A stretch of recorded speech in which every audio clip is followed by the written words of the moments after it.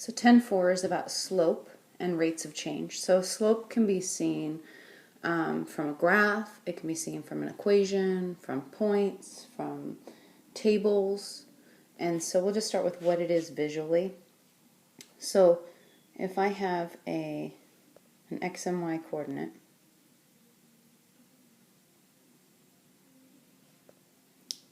and I graph a line that looks like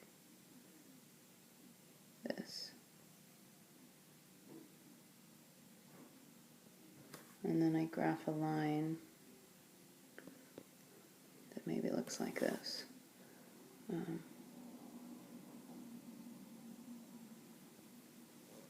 The slope of the blue line is steeper than the slope of the purple. So like visually it's how steep it is. And if you want to know how steep something is, you have to look at how far up and over each point goes. So almost like stairs. Okay, so if I had stairs and I built stairs, there's a certain code that you have to build stairs by, or the inspector will come and say, no, you need to start over, you can't have the permit. And the way they do the code is how far up the rise of the stair. So up is rise, and how far in the stair goes, the step part. So this is called the run. Okay, so the rise is up and the run is right and left. So rise is up and down, run's right and left. Slope can be expressed with a cursive M. That's just the symbol that they give slope. So all it means is slope, so I don't have to write slope every time. And slope is a relationship between rise and run. So it's a fraction. It's how far it rises for how far it runs. So like the stairs, when they're looking at the stairs and they're looking at the rise and run, they're actually looking at the imaginary line that goes from every point. Because you're looking at, if you were sitting here at this point, you're looking at how far over and up, and then you're back on the line. Over and up, and you're back on the line. So slope is how slanted the line is if you connect all those points. Okay, so if I go back to my drawing here, and I say, and I didn't draw this very good, but let's say this is an actual point, and this is a point on the line. Then the slope of my blue line is 2 over 1 because it rose up 2. So the rise was 2. And then it ran 1. So the run was 1. So if I said the slope of the blue line, it would be rise up 2, run 1. Okay? So I can simplify that to 2, or I can leave it at 2 over 1. So slope is rise over run. You want to make sure that you don't go run over rise. One of the ways I remember it is that you've always got to go up the step before you can go in the step, you know. Another way is, and I always have to have these stupid little ways, and if you don't like them, don't worry about it. But if this helps you, great. I'm horrible at memorizing stuff, is that rise and run, if I look it up in the dictionary, rise comes before run. It's kind of how I do x's and y's, because x comes before y. So rise is alphabetically, rise comes before run in the alphabet. But if you look at variables, rise is going up. Okay, so a positive rise is going to be a positive number, so like 2. But if I go down, it's still a rise, it's just a -2, and we'll talk about that. So let's take a look at the purple line. So if I pick 2 points on the purple line, and I can pick this point, and I didn't draw this line perfect, but let me put a bunch of points on here. Let's say I pick this point. Pick 2 points, and it doesn't matter which 2. I'm going to pick these 2 for right now. And visualize how much do I rise and how much do I run to get to the next point. So I rise up 2 and I run 2. So the slope of the purple line is rise 2, run 2. This simplifies to 1 over 1. So look what happens if I erase this and I pick this point. Rise up 1, run 1. Rise up 1, run 1. Back on the line. So it'd be like the slope of the line, whether I go up 1 over 1 or whether I go up 2 over 2, the slope is going to be the same. It's kind of like on stairs. If you're running the stairs at the Y and you're going 1 by 1, it's still the same steepness if you're going and skipping a step and going 2 by 2. It's still the same slope of the line. It's just that you're jumping farther up on the line. So if you take a look at these two graphs that I made, they both are exactly the same. They should cross unless I screwed up. Oh, which I did, so hold on. Okay, there we go. Now they're exactly the same. These are the exact same lines. They have the exact same slope. So if I was going to figure out the slope, again, the easiest way on a line is to find 2 points. And it could be any 2 points. You just look for a point where it crosses as a whole number. Okay, so they're not always going to put a little dot there for you. The reason I am is because I can't draw perfect on here, and so then you would be wondering where it crossed, because this one right here does not look like it crosses at a whole number, but just pretend it does. So I always pick the lower point, and that's just, I try to do things the same way every time. So I just pick the lower point and I go, okay, well it rises 1, 2, 3, 4. So I put 4 as my top number. And it runs 1, 2, 3, 4, 5. So 5 is my bottom number. So the rise is 4, and it's positive 4 because I went up. And the run is positive 5 because I went to the right, and that's where positive numbers go. So now if I take a look at this other one, I'm going to do it a different way. I'm going to start from the top. Okay? So I'm going to start from this point right here. And I'm going to say, okay, well, I can't rise because if I go up, I'm not going to reach that point. So I'm going to drop it down. 1, 2, 3, 4. So this is a rise of negative 4. Okay, so I'm going to write negative 4 here. And then I'm going to run 1, 2, 3, 4, 5. In the negative direction, I'm running backwards, so it's a negative 5. Well, if you type into your calculator negative 4 divided by negative 5, you will get 4/5. So notice that your slope can be written different ways, but it simplifies to the exact same slope. So it doesn't matter which point you go from. Okay, they're both positive 4/5 slope in the end. The way you can remember which way it's going for positive and negative is like it rises always up and down, and always go up and down first. That's a big deal. But like if you look at a number line, 0 is right here, and then it goes 1, 2, 3. So positive numbers go up, negative numbers go down. That's why when I went down right here, it was a negative 4. And then if you look at a number line laying horizontal, here's 0. Positive numbers always go to the right, negative always go to the left. That's why when I went left, it was a negative. So to sum that all up, let me do this.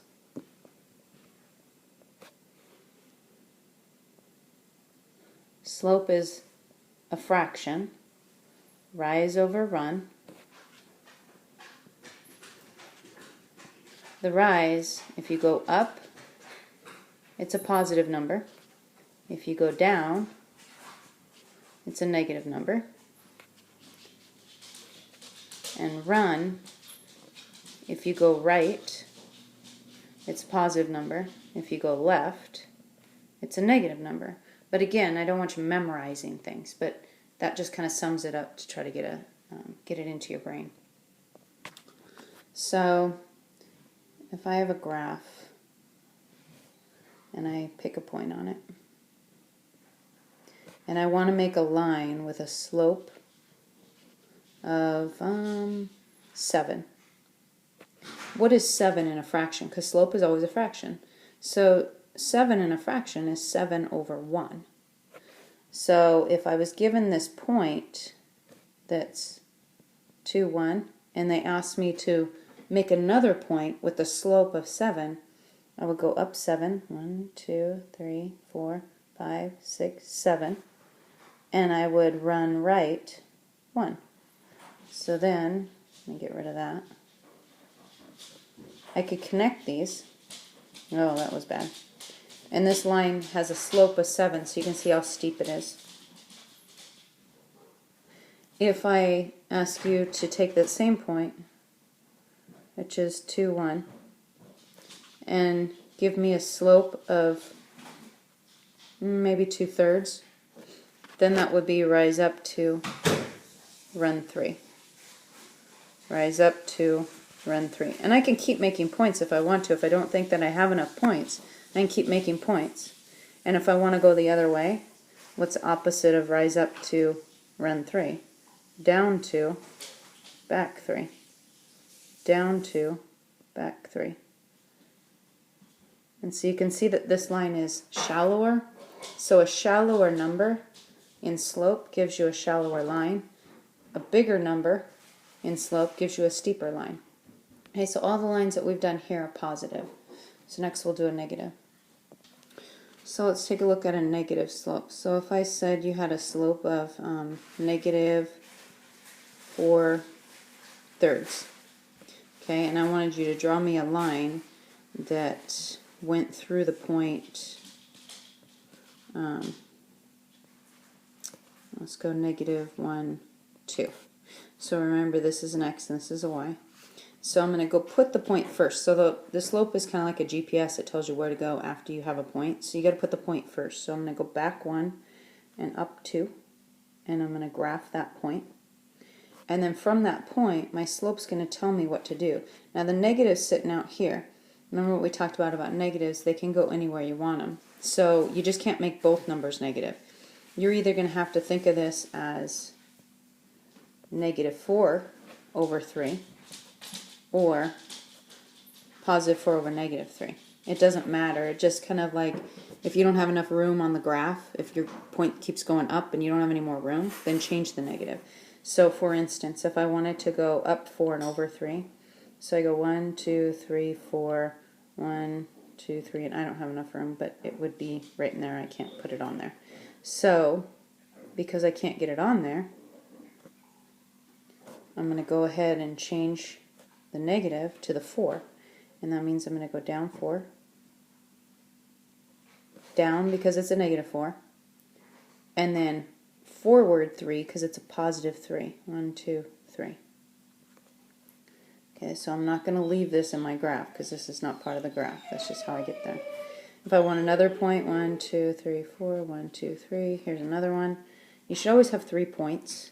And I would imagine they'll be looking for you to have at least 3 points and arrows when you graph. So good habit to get into. And like I said, always use a ruler. So that would be a negative slope. Remember the positive slopes that we did? All the graphs faced this way. You know, they were steep or whatever. Positive slopes always face that way. Negative slopes always face this way. So that's another way you can catch yourself if you think you're wrong. Okay, but again, it's not a good idea to memorize it. But negative slopes will always be like that. So let me change color. You should grab a piece of graph paper and try to do one of these. So I want you to make a line that runs through the point, let's see, 2, 3, and it has a slope of -2/5.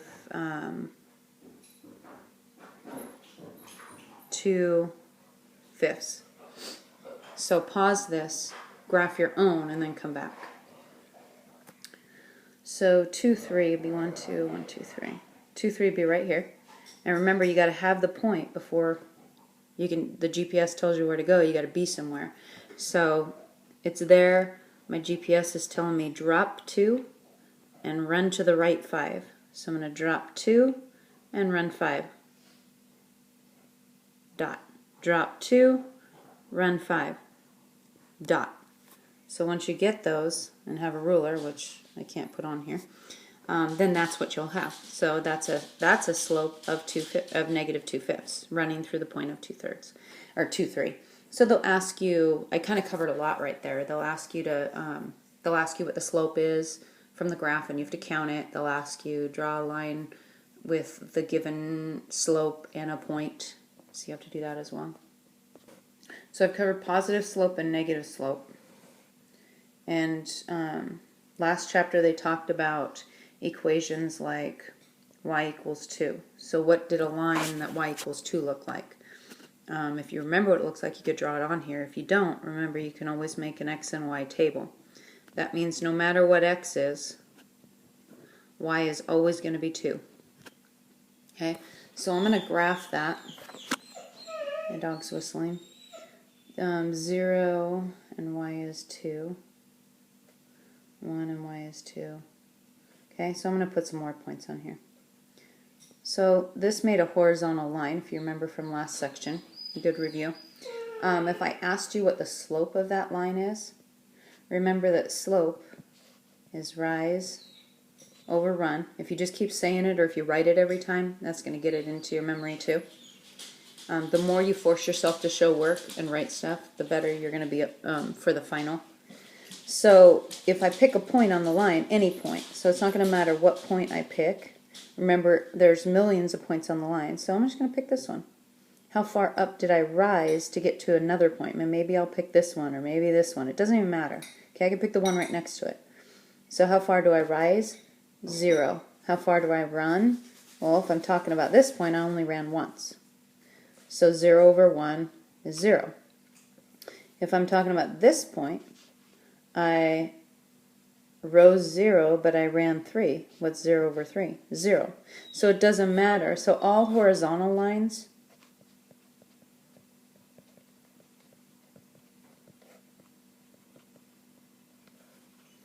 are always the y equals, and they always have a slope of 0.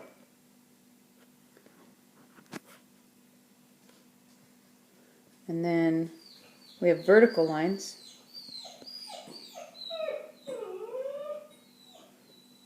If I drew that one, you should be able to tell me from last section that that's an x equals 3.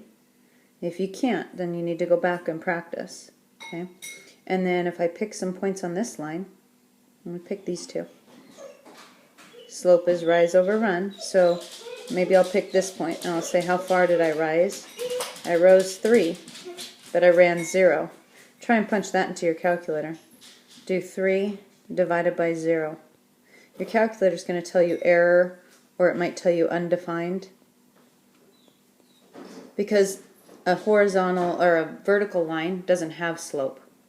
There's no slope. So you can either call it undefined, you can call it no slope. In fact, I didn't quite look. Let me look in your book what you call it. Okay, they call it undefined slope. We always call it no slope when I teach it in middle school. So vertical lines have no slope, horizontal lines have 0. Sometimes that's hard to remember. Some really stupid ways to remember that. I always think if I tell my dog no, I put my hand up, like this is my hand. This is really dumb, but it works for me. And I say no. So a line that goes up and down here has no slope. Also, I relate it to like skateboarding for the young kids. You can't skateboard on a line like this. You just fall right off. You can skateboard on a flat surface, but you really don't go anywhere because it has 0 slope. So to sum that all up, let me put a bunch of axes up here.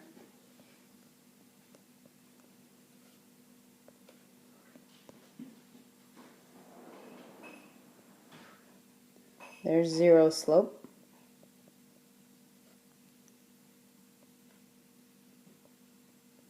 There's no slope. They called it undefined slope.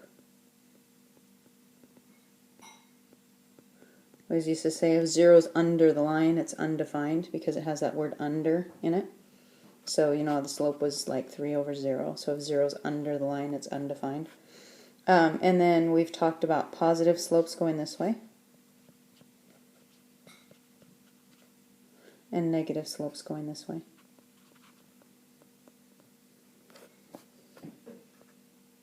So now the last part of the chapter is about story problems, which is, you know, the most important is knowing what slope is and why we use it.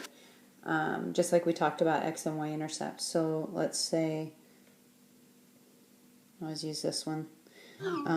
I say if this is time, and this is water level in the bathtub.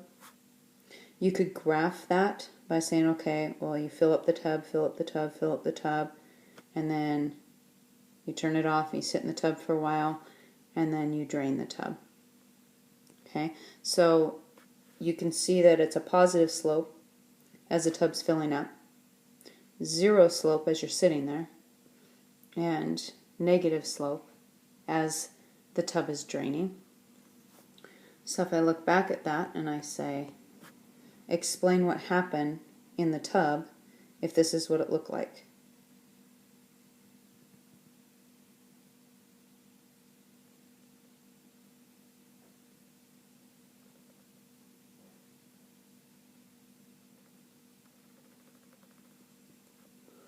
Okay, so explain the slope and the story at each level. So try to think about that. What would that be like if that was your water in the bathtub? So you could say you started running the water, and then maybe you weren't paying attention and it was too cold, so you drain it. Comes back down. And then you fill the tub up again, full blast. You turn it off. You get in it so the water level rises. You sit there for a while. You stand up, you get out, it drops. You wait, and then you pull the plug. And maybe and let me ask you this, is the rate at which you filled it more than the rate at which you drained it? The rate at which you filled it is more because it's steeper. So they'll ask you those kind of things. The rate at which it drained, maybe there was hair in the drain or maybe something, rubber duckies were on the drain, whatever. So then it would drain slower. Okay, so here's another one. Here's a graph of the distance you are from home and time. So you need to be able to interpret the graph. Say, okay, well, I must have been at home because at 0 time it was 0 distance. So I must have been at home this time, not away from home. I was driving away, okay, at a constant speed because you can see it's a straight line. And then maybe I stopped for lunch. So a flat line would be stopped because the distance didn't increase, but time still keeps going on. And then I drove home, but I didn't quite get all the way home because I didn't come all the way down again to the distance. So try those on there's a few story problems at the end of the assignment. Please let me know if you struggle with any or what certain things mean when you're interpreting the graphs.